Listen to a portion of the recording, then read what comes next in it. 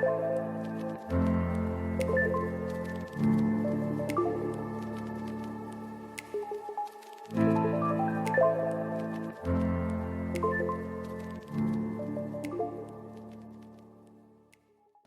name is Dario Hasenstab. I have 2 degrees in international affairs, and I'm here with Balder Hagritz, a former university professor of mine, as well as an IR consultant. And together, we're bursting the Western bubble. Today, we will analyze the United Nations issuing a report on Quran burnings in Scandinavia through the lens of the Western bubble. Because while Western societies have many strengths and significant weaknesses, in order to analyze these, we use the concept of the Western bubble. If you would like to know more about this concept, how this podcast started, or who we are, make sure to listen to our introduction episode. So this is our third episode, of our summer episodes, where we are trying to bring you different vibes from the Western bubble to wherever you're listening to this episode. And in the next, 2 episodes by now, and the previous two, we're trying to highlight some of the developments that show that maybe the Western bubble is already bursting a little bit in some ends. Maybe. I'm trying to be positive. Balder is a little bit less positive in all of this. And let's see how this topic will pan out. Because today we're speaking about the United Nations potentially reporting on Sweden and Denmark after Quran burnings. Balder, why are we talking about this? Hi Dario. First, I probably should say that with age comes grumpiness, and so the older you get, the more negative you become, I'm afraid. Keep your young positivity going, I would say. We're talking about this issue because the United Nations more is a Western invention in many ways. It was set up after the Second World War to create this new liberal Western dominated global system. And in the first 50 years or so of its existence, it was clearly used as a mechanism to transmit Western values to the rest of the world. And yet now the situation in Scandinavia, and there are more examples such as this one, show how the UN is starting to become less Western in its outlook and more of a mechanism that other countries can use to transmit, export their values to the rest of the world. And that in itself makes a lot of sense. That in itself, I would argue, is a good thing, but it shows that the West is no longer in control of these dynamics. It shows that the Western bubble is bursting even at a transnational level, such as the United Nations. In this, for the listeners who don't know, this year we have witnessed a number of instances of Quran, the holy book of Islam, burnings in Sweden, also in Denmark, where the most notable one occurred on June 28th of this year, when a 37-year-old Iraqi refugee ripped out and set fire to pages of the Quran outside the Stockholm Mosque. This incident caused international protests and condemnation, particularly among the Muslim world. Then on July 20th, the same person desecrated the Quran again in Stockholm, resulting in more protests and actually attacks against the Swedish embassy in Baghdad, Iraq, starting kind of the day before this incident. This resulted in several follow-up protests in Denmark, in which the Quran was burned outside the embassies of several Muslim major countries. Since then, the United Nations Human Rights Council approved a resolution introduced by Pakistan that calls for the United Nations Rights Chief to publish a report on religious hatred and for states to review their laws and plug gaps that may impede the prevention and the persecution of acts and advocacy of religious hatred. This is the situation, and I mean, apart from the fact that on a personal level, I think both of us can say, yes, freedom of speech covers your right to burn the Quran. However, that doesn't mean you should do it. It's a very, I don't know. I feel like it's not needed to portray your right of basically free speech in Sweden by burning the Quran. There's no need for that. Yes, and this is a very consistent message, right? To say you can do it, please don't though. If you do it, you will be protected, and I will help you be protected. I will work to support the government protecting you. If you burn the Quran, you will not be punished, and it's very important that you have the right to do it for lots of reasons. But please don't burn the Quran because you are willingly, willfully hurting people, you are disrespecting a religion, and there's absolutely no need for that. You're not gonna get what you want by doing so. It is unnecessarily harmful. But if you do go ahead, hey, I will fight for your right to do so. Yeah, and I mean this is basically what the Swedish Prime Minister said as well. You know, you have a lot of freedom of speech, but please be responsible with it, and kind of saying that hey, this is not important. However, this is not what the episode is about. So it's not about free speech, but we're talking about the United Nations here today because this is, I mean, an interesting development, right? That the United Nations Human Rights Council basically approved a resolution looking into Western countries who are usually upholding human rights and the United Nations itself. Yeah, there are two issues here with the UN. First of all, it's interesting to point out before we get into what you just mentioned that the United Nations has moved very far away over the past 25 years from its original idea of being a structure that creates some sense of international law or that creates some sense of systemic decision making at a global level to sort of mitigate the harsh reality of Westphalia, right? To avoid countries just living in anarchy. Here we've got the UN setting up the General Assembly, the Security Council, all kinds of rules and regulations of what countries can do, what they can't do.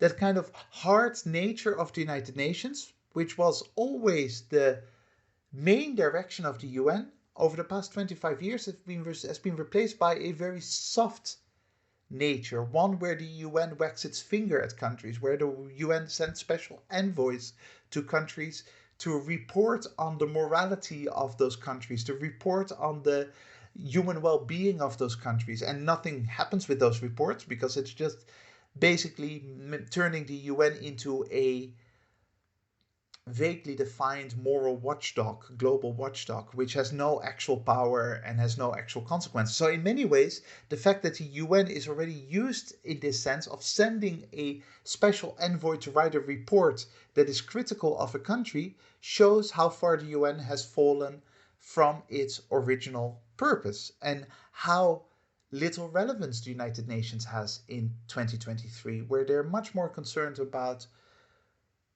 narratives and discourses rather than actual regulation and rather than creating true systems. Now, on top of that is exactly what you said. It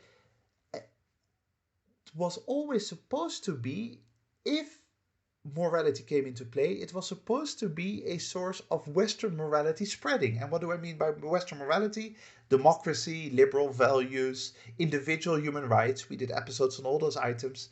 It was supposed to be one where the United Nations became a mechanism of turning the rest of the world into the West, exporting Western ideals to those who were behind on the curve, as the thinking went, right? I mean, obviously, there is no such curve in reality, but that was the thinking.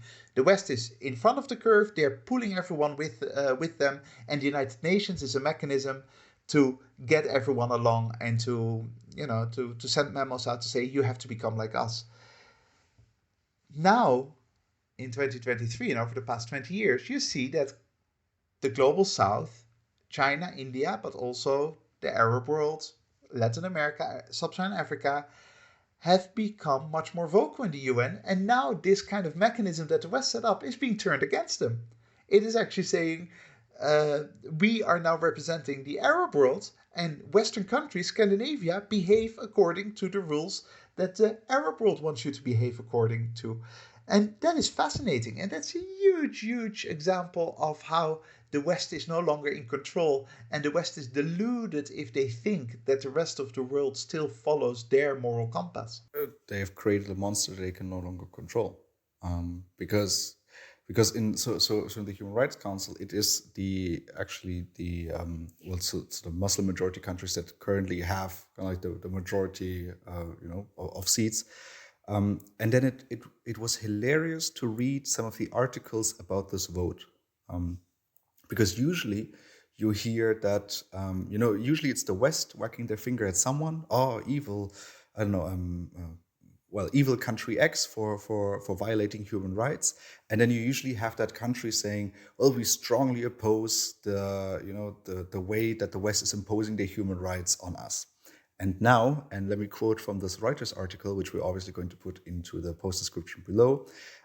It reads, and I quote, "It was strongly opposed by the United States and the European Union, who say it conflicts with their view of human rights and freedom of expression," end quote. Which is, I mean, basically, they just switched the roles for this one. It's fascinating, and if they don't understand the weird hypocrisy of this, and how this has now turned against them, then they need to have a reality check, because it's exactly the language that other countries would have used before, and so they are now in the position of being criticized by international organizations for their behavior, and rightfully so. If an organization is global, then it should go both ways.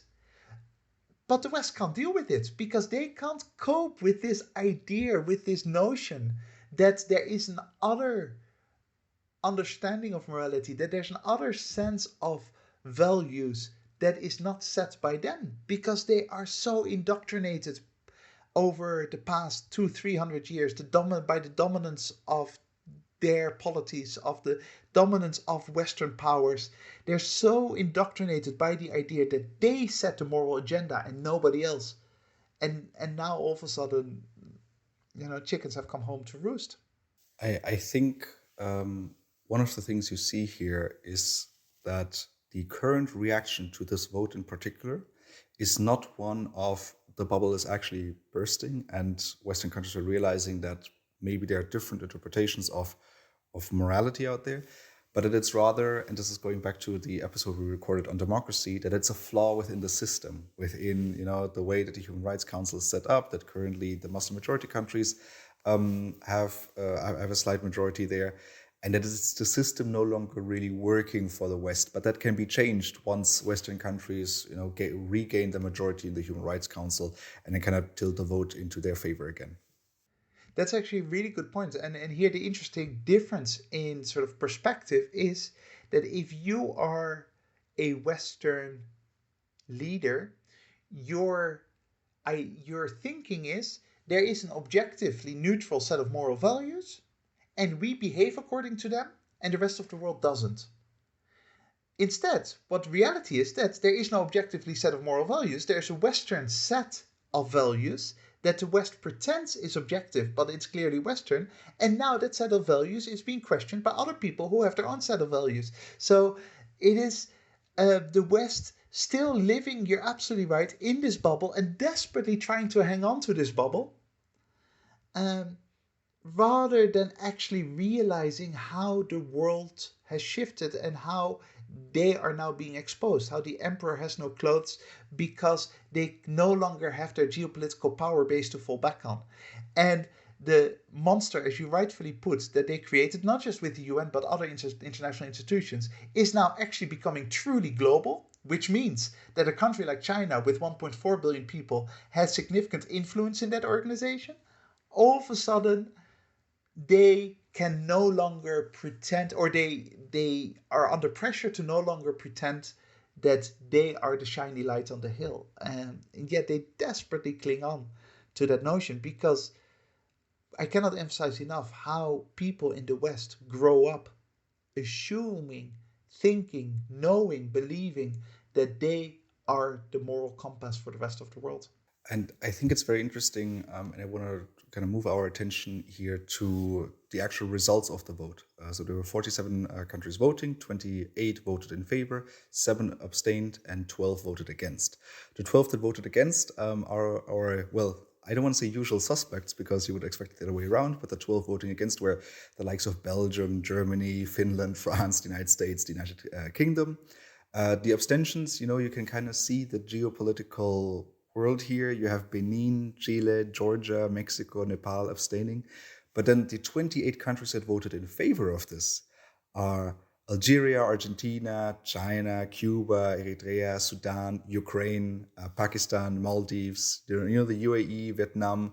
It's not one specific camp. Yes, there's a lot of Muslim majority countries on this list, But it's interesting that, usually you would expect a country like India to not necessarily vote in favor of this because well, traditionally you would sort them into the Western camp. Or non-aligned, right? You would expect India to say, hey, we're not taking any position in this. And it's very telling that India is more aggressively putting themselves on that map nowadays, and they are no longer following the non-alignment philosophy. Um, Ukraine is interesting for whole other reasons, because it's just funny how the West, somehow believes that Ukraine is part of their sphere of influence, and it clearly isn't. uh, Ukraine understands that the future lies with the rest of the world just as much as it lies with the West, rightfully so.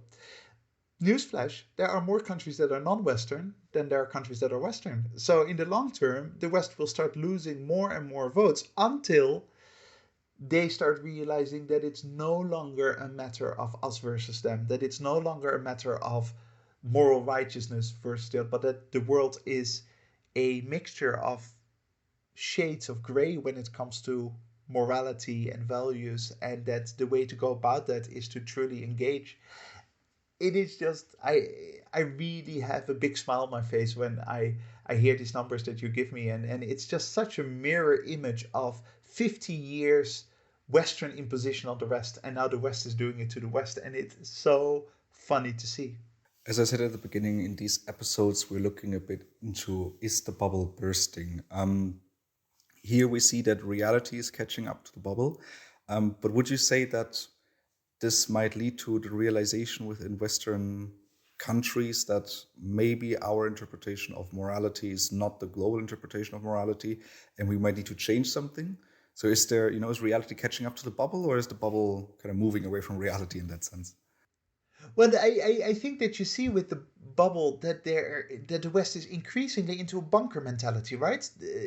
History is not going according to plan, and so what you see right now is the West desperately trying to cling on, and in those last stages of delusion, which I think the West is in, you are more than anything kind of blinded by reality, right? It's like you put your hands on your ears and you go, la la la la la, I can't hear anything. That is kind of what the West is doing at the moment. But this can't last for much longer unless the West basically falls off a cliff. If the West wants to maintain its some influence, because the West is an important part of the world and it has value. The West has absolute value. I mean, not moral value, I mean like value to offer the rest of the world. If they want to not fall off that cliff, if the West doesn't want to implode, they need to get out of their bunker, face reality, stop this bubble mentality, and think about, okay, how can we now deal with this new reality? How can we look at our own past delusions? How can we learn from our mistakes in the past? And how can we position ourselves in a way that is valuable to ourselves and to the rest of the world? And I say this as someone who likes the Swedish model. I hate people burning the Quran, and I really would like people not to do that. But I like a country where you are allowed to do that, because that means that you're allowed to do a lot of things. And it is the kind of society that I want to live in. Um, and as someone who likes a lot of those Western values, I don't want them to disappear from the world. I want them to still be something that the rest of the world can engage with and maybe learn from in a certain way, just like we can learn from many things from the rest of the world.